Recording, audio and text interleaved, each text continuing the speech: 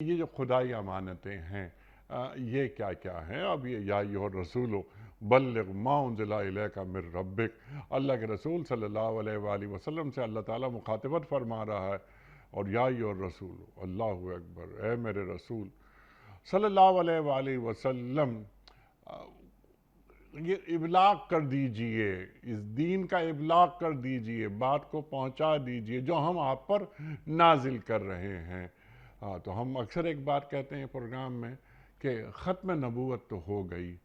کار نبوت باقی ہے۔ تو وہ جو خدائی امانتیں ہیں جس کے تعلق سے آپ نے ابھی فرمایا کہ قرآن کریم ایک بہت بڑی امانت ہے، یہ دین کتنی بڑی امانت ہے، یہ کلمہ طیبہ کتنی بڑی امانت ہے، یہ جو اذان کی آواز سنتے ہیں ہم، یہ کتنی بڑی امانت ہے، اور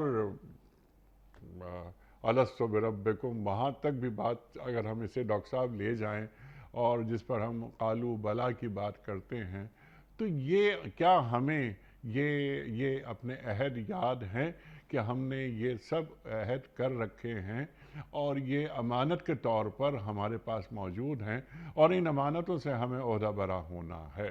تو چند جو بڑی بڑی ذمہ داریاں ہیں، ایک تو انسان پر ذمہ داری ہے کیونکہ وہ نائب بنایا گیا ہے،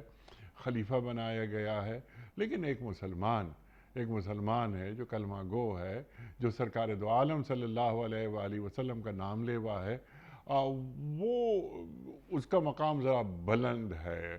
وہ مقام کیا ہے قرآن کے حوالے سے، دین کے حوالے سے، کلمہ طیبہ کے حوالے سے، اور کیا وہ ان امانتوں کو پہنچا بھی رہا ہے یا یعنی حقدار کے سپرد کر رہا ہے یا نہیں کر رہا؟ ارشاد۔ دیکھیں، نبی کریم صلی اللہ علیہ وآلہ وسلم نے جو کچھ آگے انسانیت کو دیا ہے، یہ ضابطۂ زندگی ہے، ضابطۂ حیات ہے، اور اس کے اندر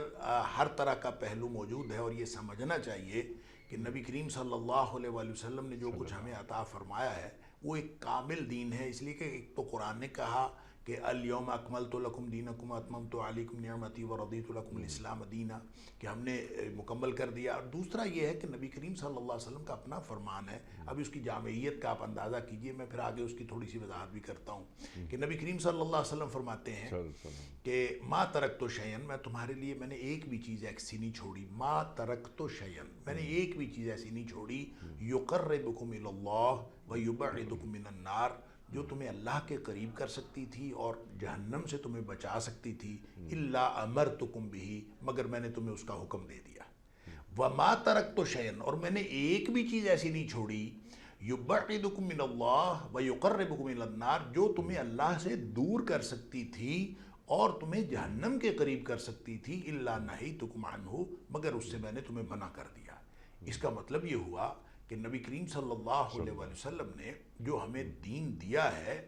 وہ مکمل ہے ہر اعتبار سے، جامع ہے ہر اعتبار سے، اور اس کے اندر جو، اسی لیے قرآن نے یہ نہیں کہا کہ جو اللہ کا رسول صلی اللہ علیہ وسلم دے وہ لے لو اور جو نہ دے وہ نہ لو، یہ نہیں فرمایا، بلکہ فرمایا وما آتاکم الرسول فخذوہ، جو نبی پاک صلی اللہ علیہ وسلم تمہیں دیا ہے وہ لے لو، وما نہاکم عنہ فانتہوا، اور جس سے منع کیا اسے رک جاؤ۔ گویا جس طرح سے نبی پاک صلی اللہ علیہ وسلم کی دی ہوئی چیز دین ہے، اسی طرح جس سے نبی پاک صلی اللہ علیہ وسلم منع کیا وہ بھی دین کا اسی طرح سے حصہ۔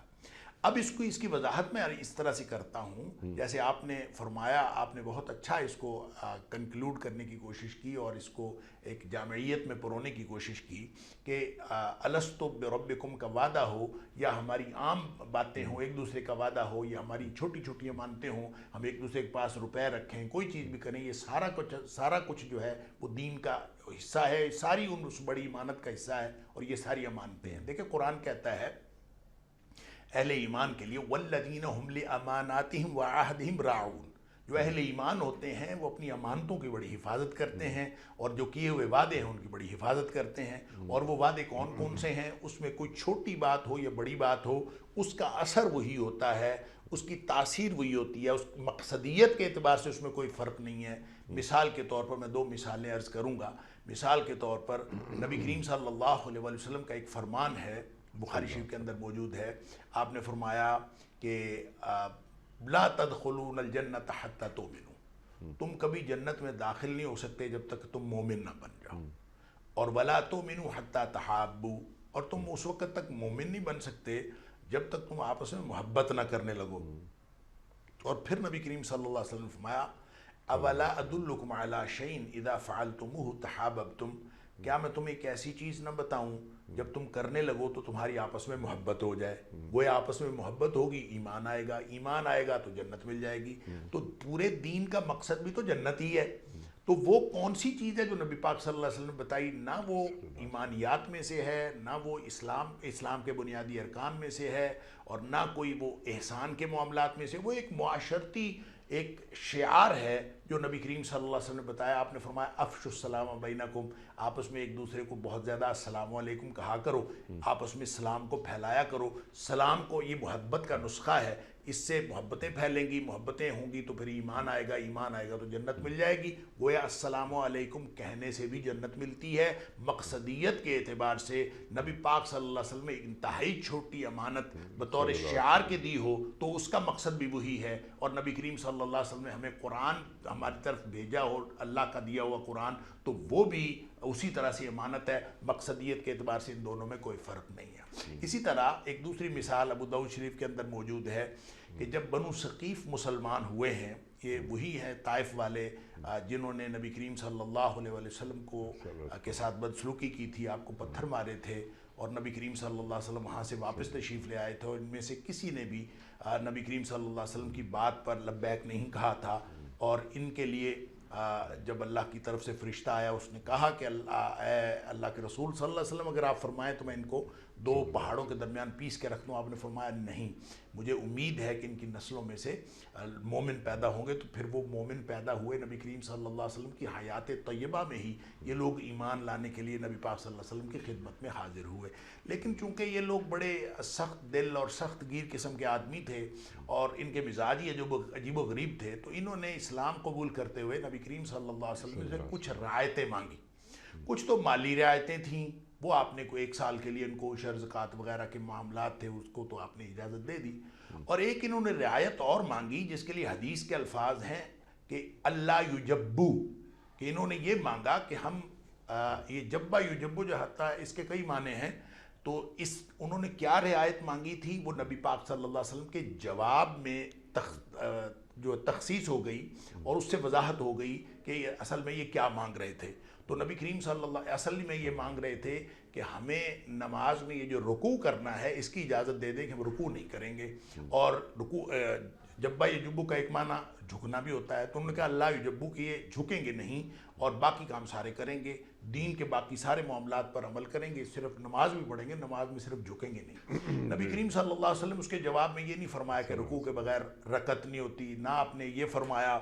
کہ رکوع کے بغیر نماز نہیں ہوتی۔ سبحان اللہ، نبی کریم صلی اللہ علیہ وسلم نے فرمایا لا خیر فی دین لیس فیہ رکوع،